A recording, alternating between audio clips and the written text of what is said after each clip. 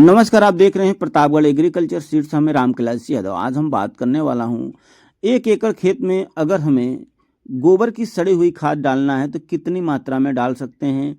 गोबर की सड़ी हुई खाद डालने के फायदे क्या होते हैं, पूरी जानकारी वीडियो मिलने वाला। वीडियो को लाइक जरूर करें। खेती बाड़ी से वीडियो देना पसंद करते हैं तो हमारे चैनल को जरूर सब्सक्राइब करें। अगर किसान साथियों हमें जो है अगर धान की रोपाई करना है तो हमें जो है गोबर की सड़ी हुई खाद डालना बहुत ज़रूरी है।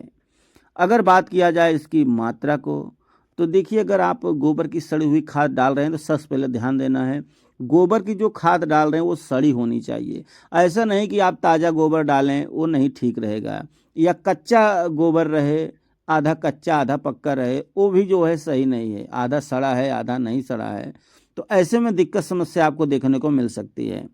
अगर आप कच्चे या आधी सड़ी हुई गोबर का उपयोग करते हैं तो उसमें आपको दो समस्या देखने को मिल सकती है। जैसे दीमक का लगना, जब आप धान की रोपाई कर देंगे तो उसमें आपको दीमक की संभावना देखने को मिलेगी, दीमक लग सकते हैं। और जो दूसरा है वो है खरपतवार। आपके जो है खेत में जिसमें धान की रोपाई करने वाले हैं और आधी कच्ची या गोबर ही आप ताज़ा डालते हैं तो इससे खरपतवार ज़्यादा आपको देखने को मिलेंगे। इसके लिए विशेष ध्यान रखना है, जब आपको गोबर की खाद डालना है तो गोबर की खाद सड़ी होनी चाहिए। जैसे 1 वर्ष 2 वर्ष पुरानी खाद है तो बहुत बढ़िया माना जाता है।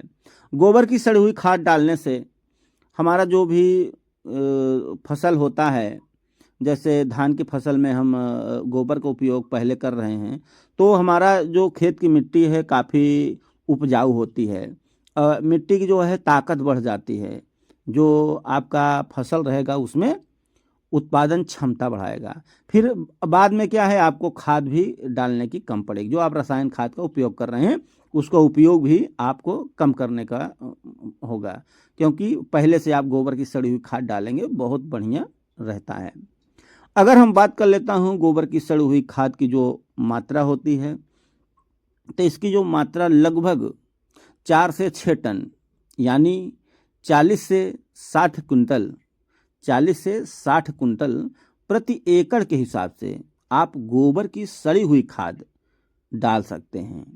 और इसे डालना कब है? इसे भैया डालना तब है आपको, जैसे आप यहाँ पर देख पा रहे हैं हमारे यहाँ गांव में जो होता है गोबर की सड़ी हुई खाद पहले डाल देते हैं, क्योंकि किसान जानते हैं कि हमको गोबर की इसमें खाद डालना है तो पहले से डाल देंगे।